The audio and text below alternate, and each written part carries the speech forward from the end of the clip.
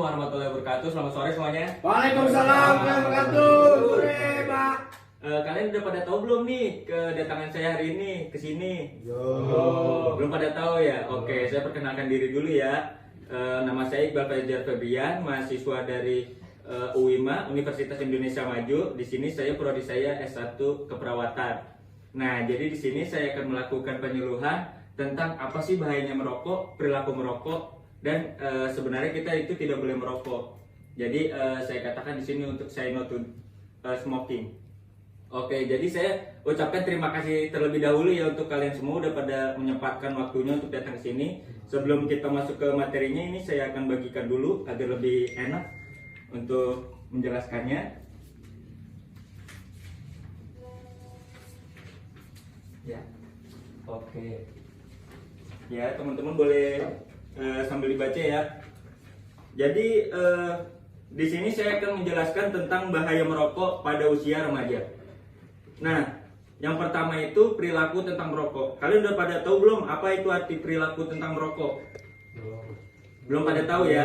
Oke, jadi menurut Sarwono tahun 1993 mendefinisikan bahwa perilaku sebagai sesuatu yang dilakukan oleh individu satu dengan individu lain, dan sesuatu itu bersifat nyata.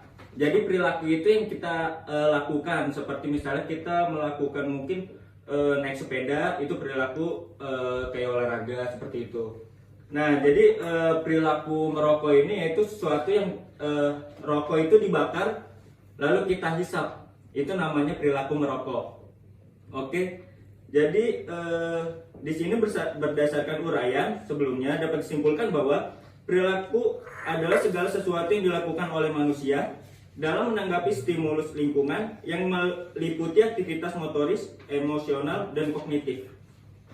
Nah, untuk perilaku merokok sendiri itu dapat disimpulkan bahwa perilaku merokok adalah suatu kegiatan atau aktivitas membakar rokok dan kemudian menghisapnya dan mengembuskannya keluar dan dapat menimbulkan asap yang dapat terhisap oleh orang-orang di sekitarnya. Jadi udah pada tahu ya di sini ya untuk perilaku merokok itu. Nah, di sini ada beberapa kandungan zat adiktif pada rokok. Nah, di sini teman-teman semua pada ngerokok apa enggak nih? Rokok. Pada ngerokok ya. Jadi mungkin kurang lebihnya ada tahu sedikit lah. Saya enggak. Ya? Oh enggak, oh bagus. Karena lebih baik itu untuk tidak merokok. Nah, jadi yang bagi yang merokok, jadi itu pasti udah pada tahu ya, sedikitnya zat-zat yang ada terdapat pada rokok. Di sini saya jelaskan yang pertama itu ada zat kimia. Zat kimia itu di dalam rokok itu banyak sekali karena yang bikin kita ketagihan itu salah satunya adalah zat kimianya tersebut, dan itu bisa membahayakan bagi paru-paru kita. Yang kedua yaitu nikotin. Ya, di bungkus rokoknya di situ juga udah tertera bahwa di situ ada kandungan nikotinnya. Nah, itu semakin banyak kadar nikotinnya itu semakin bahaya bagi paru-paru kita. Lalu yang ketiga itu ada timah hitam atau PB. Yang keempat itu ada karbon monoksida. Yang kelima itu ada tar. Nah, mungkin kalian semua udah pada tahu mungkin kandungan pada rokok itu mungkin ada dua ya, nikotin dan tar ya. Ya. Oke. Di sini saya jelaskan lagi ya, kenapa sih kita tidak boleh merokok? Iya, Pak. Karena di sini ada bahaya pada rokok.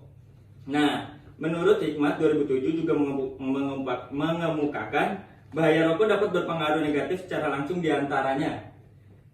Yang pertama itu peningkatan denyutnya jantung. Nah, semakin banyak kita menghisap rokok, di situ kerja jantung kita semakin menurun. Karena paru-paru kita itu tidak bisa dengan sehat untuk menukar yang namanya darah kotor menjadi darah bersih. Lalu yang kedua itu napas berbau, itu sudah pasti.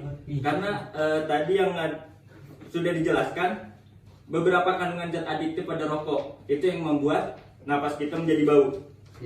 Yang ketiga pakaian bau. Nah, jadi kalau misalnya merokok itu jangan di dekat anak kecil atau pakaian yang baru dijemur ataupun di banyak pakaian, karena apa? Asap itu bisa menempel di pakaian tersebut. Gitu. Kalau misalnya pakaian tersebut masih bau, berarti di situ masih ada asap rokoknya. Baik, yang keempat, penurunan tingkat kesehatan kinerja serta prestasi olahraga. Di sini dijelaskan bahwa penurunan tingkat kesehatan dan kinerja serta prestasi olahraga. Kenapa? Karena kerja paru-paru kita, jantung kita itu kan, jadi dan denyut jantung itu berdenyut, itu mengalirkan darah ke paru-paru untuk ditukarkan yang tadinya darahnya kotor menjadi darah bersih. Nah, itu kinerja jantung itu ke paru-paru itu menjadi menurun karena kita seringnya merokok.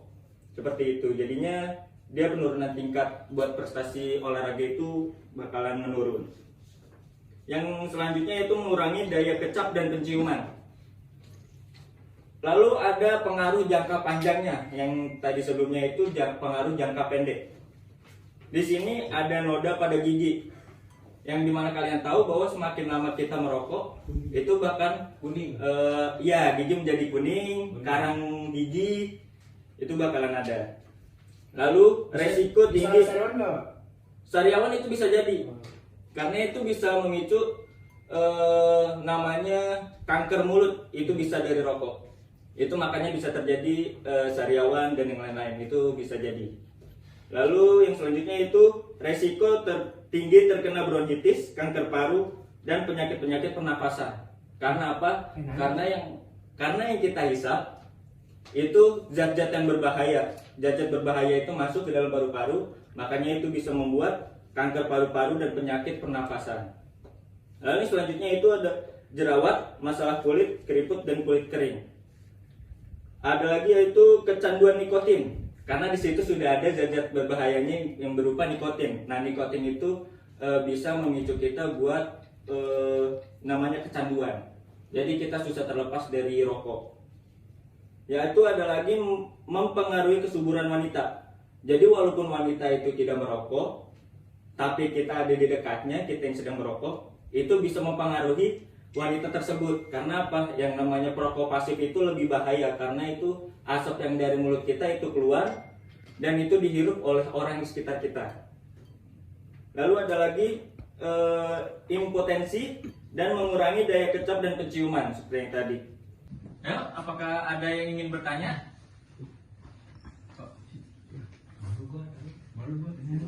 Nggak apa-apa, nanya aja kok. Nggak apa-apa. Ya. Oke, boleh maju. Oke, ini dengan namanya siapa? Nama saya Muhammad Sadamal Vito, biasa dipanggil Vito. Ya, ada yang ingin ditanyakan? Yang mungkin kurang jelas? Kan merokok itu menyebabkan impoten. Iya. Pengertian dari impoten itu apa ya? Oke, terima kasih. Ya. Oke, sini saya jawab langsung ya. Impoten itu terjadi ketika pria tidak mendapatkan atau mempertahankan cukup ereksi untuk melakukan hubungan seksual. Jadi dia tidak bisa ereksi atau disfungsi ereksi pada saat hubungan seksual seperti itu namanya impotensi. Berarti lemes terus ya, Kak? Iya, dia nggak bisa ereksi atau disfungsi ereksi. Tapi kalau dicampur misalnya lagi impoten terus minum obat kuat bisa nggak? Oh, itu karena udah disfungsi ereksi, jadi harus ada obat tertentu yang disebut menyembuhkan itu. Oh, gitu, bukan harus beli obat kuat atau yang lain. Karena itu bisa nambah memperparah karena zat-zatnya itu yang bahaya. Oke, udah terjawab? Udah. Oke, terima kasih. Boleh duduk lagi. Oke, apakah ada yang ditanyakan lagi? Sudah cukup jelas ya. Oke, mungkin di sini ada yang ingin menjelaskan nggak atau mengkaji tentang yang tadi? Saya harap mungkin kesimpulannya.